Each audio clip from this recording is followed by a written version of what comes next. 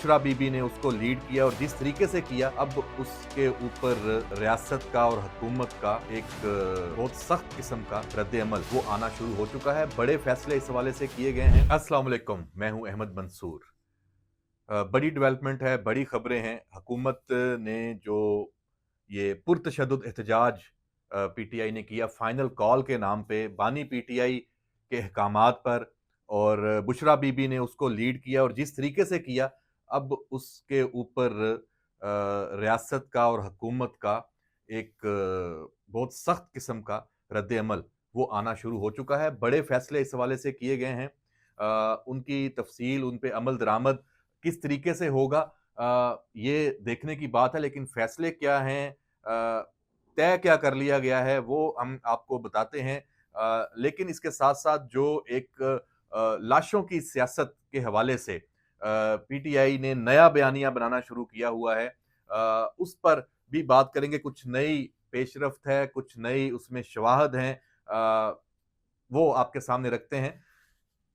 काबीना का इजलास हुआ, वज़ीर-ए-आज़म शहबाज शरीफ ने सदारत की और ये 24 या 23 नवंबर से जो सूरत हाल पैदा हुई हुई थी, 24 नवंबर से वो पीक पर पहुंची और फिर 26 नवंबर को जो कुछ इस्लामाबाद में हुआ वो सबने देखा। किस तरीके से यहाँ लाए गए लोग, मुश्तल हजूम, तरबियत याफ्ता लोग, उसमें अफगानी बड़ी तादाद में गिरफ्तार भी हो चुके हैं, अब उनके बयानात भी सामने हैं। फिर जो लीडरशिप थी वो यहाँ से जिस तरह भागी निकली और अब जाके बड़के मारना शुरू हैं केपीके में, और केपीके के जो वसाइल हैं वो जिस तरह इस्तेमाल किए गए, और फिर सोशल मीडिया पे अब लाशों के हवाले से प्रोपेगेंडा। 9 मई भी हुआ था। 9 मई इससे कहीं ज्यादा एक उसकी खौफनाकी थी, उस वक्त के हालात थे। ये 24 नवंबर की जो कॉल है, इसको तो अब 26 नवंबर, क्योंकि इवेंट सारे 26 नवंबर के हुए हैं, तो हम 26 नवंबर की ही बात करेंगे। तो इस 26 नवंबर को जो कुछ इस्लामाबाद में हुआ, ये 9 मई से इसका दर्जा बहुत कम था, क्योंकि तहरीक इंसाफ नाकाम रही लोगों को निकालने के लिए। पूरे मुल्क से कहीं से इस्लामाबाद में जत्थे इकट्ठे नहीं कर सके, सिर्फ खैबर पख्तूनख्वा से लाए, चूंकि वहां पे उनकी सूबाई हुकूमत थी। और आप 15-20 हजार लोग ले आए और तरबियत याफ्ता उनको तमाम वसाइल भी दें, और एजेंडा ये हो कि बस सिर्फ तोड़ फोड़ करनी है, हमला आवर होना है और शरपसंदी करनी है, तो कोई भी कर सकता है। तो उसका रिस्पॉन्स फिर वही होना था जो रियासत ने दिया, बल्कि शायद थोड़ा हल्का दिया।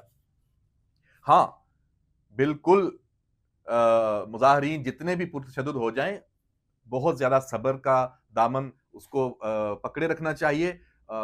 इस हद तक नहीं हो कि जो जानें ज़ाया हों, लेकिन ऐसे एहतजाज में जब जानें ज़ाया हुई, रेंजर्स की हुई, पुलिस की हुई, उसमें मुजाहरीन पुरतशद्दुद जो शरपसंद थे वो भी हुए, लेकिन उसको फिर बढ़ा चढ़ा के पेश किया गया। उसकी फिगर्स आप देख लें, मैं आपको उनके फिगर्स की तादाद बताऊं। सलमान अकरम राजा ने सबसे पहले कहा कि 20 जो लोग मारे गए हैं उनकी मौत हुई है। शेर अफजल मरवत ने 12 कहा, ये भी ज्यादा हैं, जो एक्चुअल पोजीशन है उससे बहुत ज्यादा है। अली अमीन गंडापुर ने सैकड़ों कहा, और वजीर आला खैबर पख्तूनख्वा, और उसके बाद बार बार उसने इसको प्रोजेक्ट भी किया। लतीफ कोसा ने 278 की फिगर दे दी। मतलब शर्म नहीं आती इन लोगों को। और इसमें पहली मर्तबा ये हुआ कि ये इस हद तक चले गए हैं कि जो फलस्तीन के शोधा हैं उनकी तस्वीर को अपने से एहतजाज से जोड़ दिया है। और वो अब देखिए, सब चीजें छुपती कहां है आज के दौर में। आर्टिफिशियल इंटेलिजेंस का दौर है, आपको ऐसे पता चल जाता है कि ठीक क्या है और गलत क्या है। तो ये अब इस पे हुकूमत ने, रियासत ने जो फैसला किया, जो असल बात जिस पे मैं आऊं, तहरीक इंसाफ पे पाबंदी की बातें तो पहले से चल रही थी। क्या तहरीक इंसाफ एक सियासी जमात है? इस वक्त अगर हम उसका एक लफ्ज में जवाब दें तो हम कह सकते हैं कि नहीं, इस वक्त वो सियासी जमात के तौर पे नहीं रही।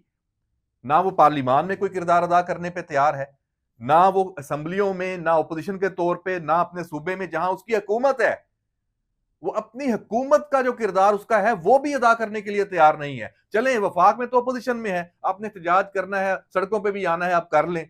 यहां भी एक पार्लियामानी किरदार अपोजिशन का होता है, वो भी अदा नहीं आपने करना। और जो सूबा है वहां के अवाम को आपने बिल्कुल ही बेबस और लाचार छोड़ा हुआ है। उनके जो इश्यूज हैं, जो जो गवर्नेंस के इशू हैं, आपको बिल्कुल उसको एक तरफ रखा हुआ है, कोई तवज्जो नहीं है। आप उस पूरे सूबे के जो वसाइल हैं, जो सूबे के अवाम पे खर्च होने चाहिए, वो आप वफाक पे चढ़ाई पे इस्तेमाल कर रहे हैं। आपकी सारी तवज्जो ये है कि इस मुल्क में शरपसंदी को हवा दी जाए, फसाद को हवा दी जाए, इंतशार को हवा दी जाए, और आप खुद हर दूसरे दिन आके यहां पे अभी आपने फिर नया बयानिया जो बनाना शुरू किया है, ये फौरी तौर पे दोबारा एक नई आप एफर्ट की तरफ जा रहे हैं। ये साफ जाहिर है कि आपके अजाइम क्या हैं। तो जब आप सियासत से हट चुके हैं तो फिर सियासी जमात के लिए कानून तो मौजूद है, उस पर हुकूमत को थोड़ा एक अज़म के साथ करना है। जाहिर बात है इसके कॉन्सिक्वेंसेस होते हैं, तो फिर आलमी बरादरी को भी बताना है। तो इसीलिए वजीर खारजा, वजीर इत्तलात ने इंटरनेशनल मीडिया को इस हवाले से एतमाद में ले रहे हैं। मकसद क्या है? ताकि दुनिया को बताया जाए कि भाई आप अगर इस पे कोई इंसानी हकूक या जमहूरी और आज़ादियां सियासत करने के हवाले से कोई आप एक मौकफ लेते हैं, तो ये भी तो देखें कि ये कर क्या रहे हैं। आप एक बयान तहरीक इंसाफ के लिए भी तो, तहरीक इंसाफ की लीडरशिप के लिए भी तो दें ना, उन्हें बताएं, समझाएं कि भाई आप अपने मुल्क में जो जो सियासी और शख्सी आज़ादियां हैं, जो सियासत और जमहूरियत का तस्वुर है, वो क्या है, उस पे तो चलें। आप अपने मुल्क के जो दुश्मन अनासर हैं, अब तो आप खुद उस सफ में खड़े होते जा रहे हैं, उससे तो निकलें, अपने आप को निकालें।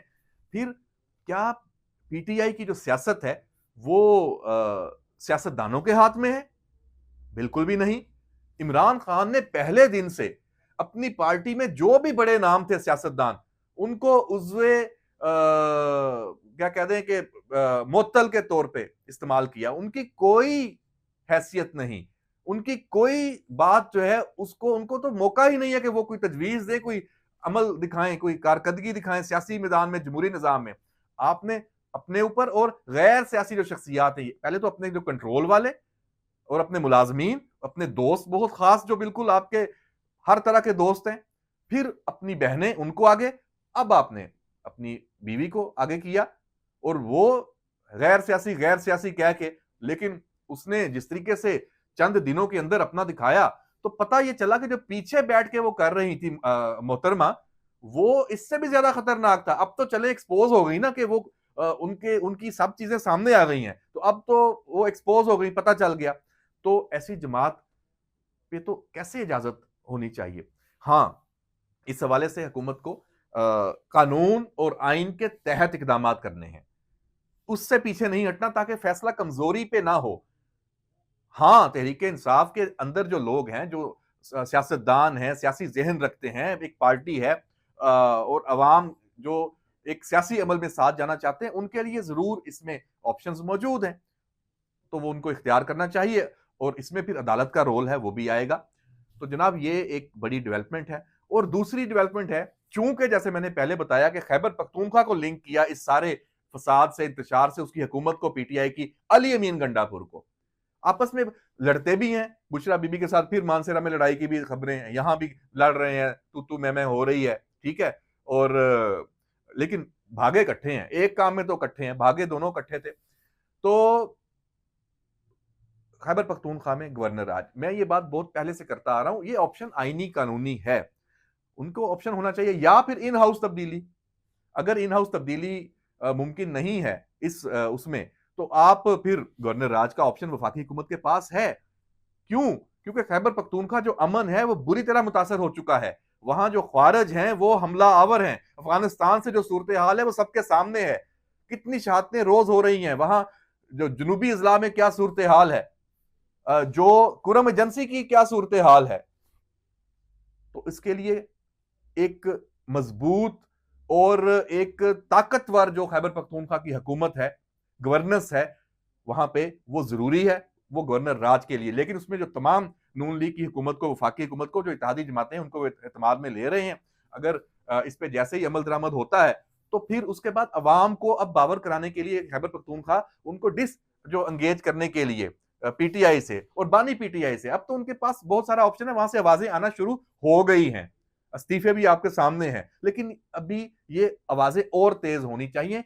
इसके लिए एक पॉलिटिकल डायलॉग भी हो। अब डायलॉग बानी पीटीआई और उसके जो करिंदे हैं उनसे ना हो, पॉलिटिकल डायलॉग सियासी लोगों से हो, जो पीटीआई के लोग हैं, पीटीआई के अंदर मौजूद हैं, केपीके के लोग हैं, केपीके के अवाम हैं, उनको बिठाया जाए, बताया जाए, बावर कराया जाए और उनका उसमें जो कल्ट है, जो ज़ोंबीज़ बने हुए हैं, उनका कोई इलाज किया जाए। और जो ये मुकदमात अब नए बने हैं इस्लामाबाद में, इस पे आगे जाना है। हुकूमत ने ये फैसला किया है, बहुत सख्त किस्म के जो इस पे कानूनी कार्रवाई है वो होगी। केसेस रजिस्टर्ड हैं, उसकी तफसील आपके सामने आ चुकी है। 9 मई के केसेस की तरह ये केसेस जो हैं ये भी और तमाम शख्सियात और बड़े एविडेंस हैं इसमें। होगा क्या? होगा ये कि इसमें फिर अदालतों का किरदार आएगा। लेकिन जो 26वीं आईनी तरमीम के बाद जो अदलिया एपॉलिटिकल हुई है, पहले तो सियासी थी माजरत के साथ, वो सूरत हाल अभी कम है कि लोग भले वही मौजूद हैं, लेकिन उनके हाथ पांव तो बंधे जा चुके हैं ना। उस तरीके से वो ना सपोर्ट कर सकते हैं और ना वो अपना, जिसको कहते हैं कि वो तल सकते हैं, जो होता है तलते हैं। तो जनाब, ये सूरत हाल है, ये आपको बड़ी अहम डेवलपमेंट्स बता दी हैं और जो लाशों के हवाले से भी आपको बता दिया कि इसकी नई जो सियासती उन्होंने ये एक बोर भोंडा जो एक तरीकाकार इख्तियार किया है, उसके भी नए नए जो फैक्ट्स हैं वो आए हैं और वो मजीद उनके ऊपर बात होगी। आखिर में हमारे जर्नलिस्ट दोस्त हैं, सीनियर सहाफ़ी हैं, मतीउल्लाह जान थे सहाफ़ी, अब सोशल मीडिया एक्टिविस्ट हैं, यूट्यूबर हैं और पीटीआई की जंग लड़ने में पेश-पेश हैं। एक अफ़सोसनाक वाक़ये में वो भी इस लाशों की सियासत में उनका भी किरदार है उसको हवा देने में। वो एक अलहदा बात है, लेकिन उनको गिरफ्तार किया गया। पहले था कि उनको उठाया गया, साथ साकिब बशीर जर्नलिस्ट थे, वो भी थे, उनको छोड़ दिया गया। फिर ये था कि नामालूम अफराद, लेकिन ये भी इल्ज़ाम ज़्यादा देर तक नहीं रहा, गिरफ्तारी हुई है, पुलिस ने गिरफ्तार किया है, एफआईआर भी दर्ज हो गई है। एफआईआर के जो मतन है, मैं उससे बिल्कुल भी उससे इत्तेफाक नहीं करता।